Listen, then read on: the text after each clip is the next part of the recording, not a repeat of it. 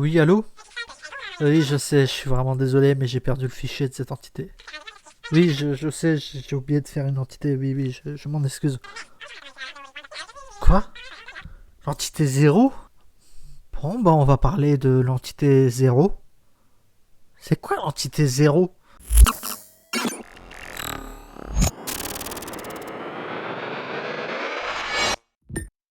L'entité zéro est la désignation actuelle de ce que nous appelons les backrooms.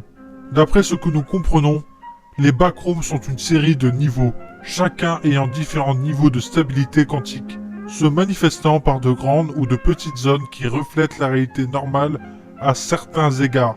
Beaucoup les ont considérés comme des liminal spaces, des hétérotopies ou des lieux de déjà-vu provoqués par des cauchemars. La plupart des gens qui se retrouvent dans les backrooms rejoignent une colonie, un avant-poste ou une faction majeure, ou deviennent des voyageurs normaux. Tout être qui n'existerait pas dans le monde réel dans des circonstances normales et que l'on pense avoir été créé par ou n'existant que dans les backrooms est appelé une entité. Certains rapports ont indiqué que le niveau 999 pourrait être une sortie possible des backrooms lui-même, impliquant que cela peut vous ramener dans le monde réel. Pour l'instant, il est impossible de prouver que c'est le cas, et il est fortement suggéré de ne pas essayer d'atteindre le niveau 999 pour tenter de rentrer chez vous.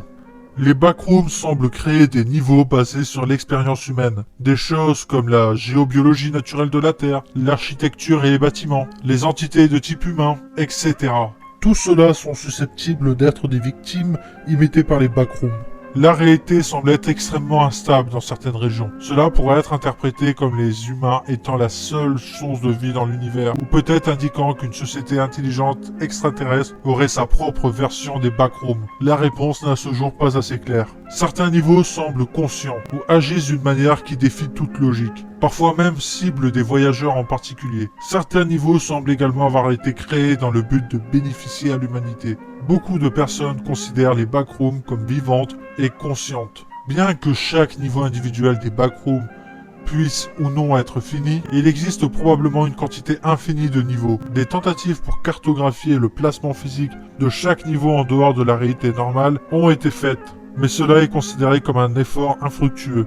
Les niveaux semblent s'enchaîner au hasard, laissant parfois leurs ordres dans l'air. Il n'y a aucun moyen de savoir quand les backrooms ont été créés, si jamais elles ont été créées, ni quand le premier rapport de leur existence a été fait. Il est théorisé que l'une des premières mentions confirmées des backrooms aurait pu être pré-biblique, inspirant l'une des nombreuses représentations de l'enfer.